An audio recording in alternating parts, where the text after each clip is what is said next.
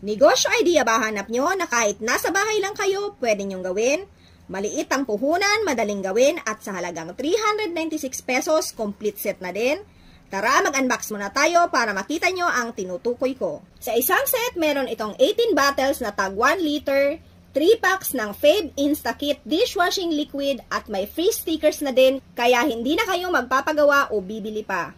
Meron ako ditong other brand, marami itong components, merong itong post time na 20 minutes, matagal din ang mixing time na umaabot ng 20 minutes dahil matagal matunaw ang gel at totoong kapag gumagawa ako nito nangangalay talaga ako. Mas matingkad din ang colorant ng other brand. 24 hours din ang resting time bago nyo i-bottle at pwedeng gamitin. So more than 24 hours ang hihintayin nyo kay other brand bago nyo magamit. After 24 hours, pag-check ko kay other brand, saka ko ginawa itong Fave Instakit DIY dishwashing liquid. Madali lang naman itong gawin, kailangan lang natin ng 15 liters water sa 3 packs. Kada isang pack kasi, kailangan natin ng 5 liters water. Haluin lang ng 2 minutes kasi madali lang matunaw ang Fave Instakit na to. I-rest lang ng 2 to 3 hours. After 3 hours, may instant dishwashing liquid na kayo. May kaunti pang bula si Fave Instakit pero pwede nyo na itong gamitin agad. Nilagay ko na din sa plastic bottle at nilagyan ko na din ng free stickers. Nakagawa nga pala ako ng 17.5 liters dito pero pwede kayo makagawa ng up to 18 liters kung accurate ang sukat ng tubig nyo. While kay other brand, nakagawa ako ng lampas 14 liters. At dahil madalas itong itanong sa akin, mabula po ba? Magbubula test tayo ng dalawang products. Gamit ang dalawang palanggana, naglagay lang ako ng tag-isang takip ng dishwashing liquid. Napansin ko same sila mabula, nag-try din akong maghugas gamit ang acrylic baso.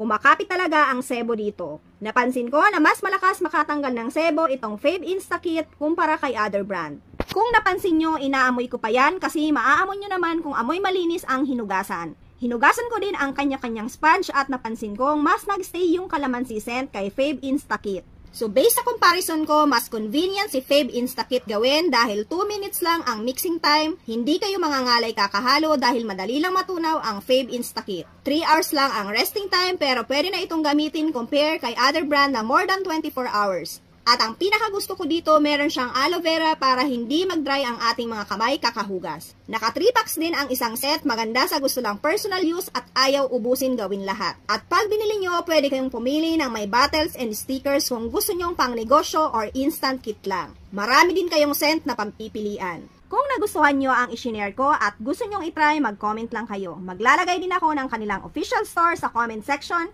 at i-check nyo na lang ang aking yellow basket. Thank you for watching. Follow me for more videos.